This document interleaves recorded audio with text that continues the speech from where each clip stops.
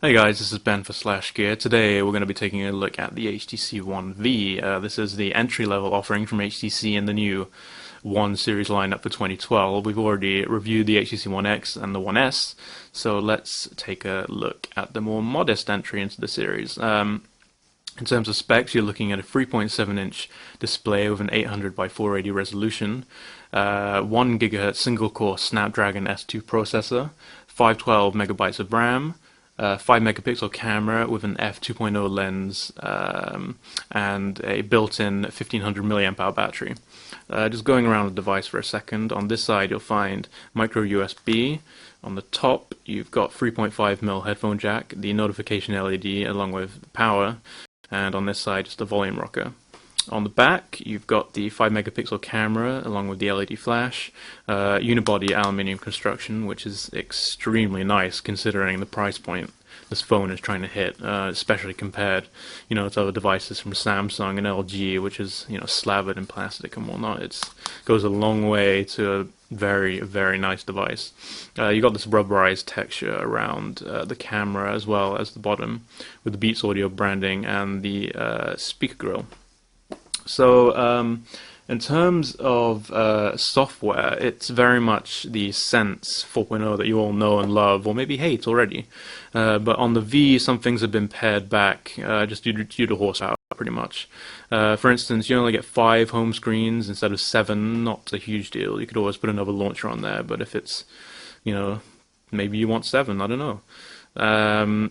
In terms of graphics, you don't get that 3D transitional effect between home screens. Again, not a big deal, but it's all for the sake of reduced horsepower. Folders as well, when you pop them open, it's not as smooth on the X and the V, on the S, sorry. It's a very smooth transition, but instead it just pops straight open on here. Otherwise, it's very similar to Sense, that you get on the X and the S. You still get the same options in the camera. For instance, if we pop that open, you can record. They've put the same buttons there so you can record and take pictures. You don't have to jump in and out of different modes. And you've got the options as well. You've got these Instagram-esque features, vignette, depth of field, dots, all these kind of things.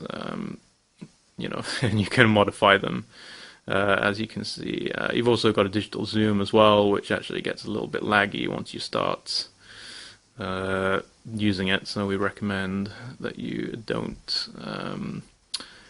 720p video recording, we found the bitrate was a bit low, kind of saps the depth and the sharpness from the image. Wasn't particularly, it's fine considering the price point this handset is trying to hit, and it's comparable to other cameras, but it could be a little bit better. Same goes for still images as well. It's actually better than average, the 5 megapixel camera, especially in low light situations, but the problem is compression is holding it back, in my opinion. It's if you try and take on close to medium subjects, it's fine.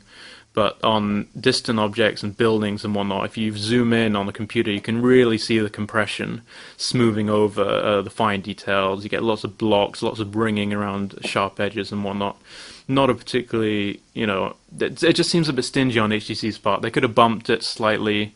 Granted, space is a concern on the handset because you don't have a lot to play with. It's only you've only got a gigabyte for apps and whatnot, and 95 megabytes for phone functions. So you pretty much need to slam a micro SD card in here to do just about anything, to be honest. So I can kind of see why HTC may be reined in the compression and the JPEG settings on the photos. But there you have it.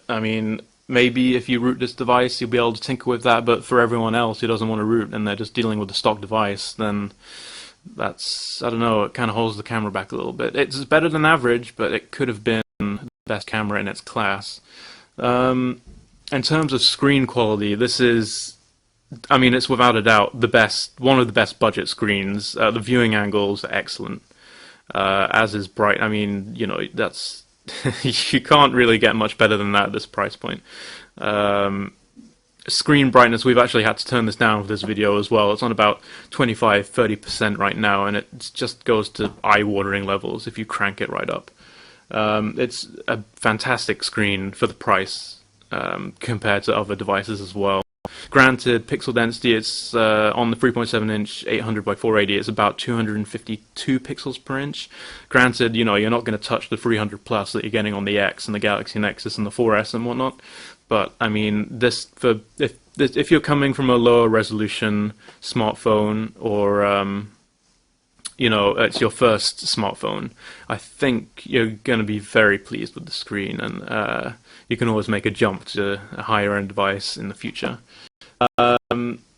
Battery life was good for us. On a video rundown test, we took a 720p clip and put it on loop with Wi-Fi and 3G left on. Screen brightness was maxed out, and we managed to get 5 hours and 5 minutes out of it. In terms of everyday use, we can actually go into the settings and show you, but pretty much you're looking at well over a day of usage. I mean, close to 2, to be honest. Granted, our usage is lighter than most, but if you look at that, I mean, we're on 21% right now, and one day, 20 hours clocked up at the moment. So, I mean, even with heavier usage, you're definitely going to be able to get through a full working day. If you're a light user, you're looking at 2 days usage, pretty much, which is, you know, it's great. Pretty great. Not many devices can attest to that battery life. So that's pretty much the HTC One V in a nutshell. If you want more details, check out the full review on /gear, particularly the photo samples and the video samples and whatnot. Thanks for watching, and check out the review.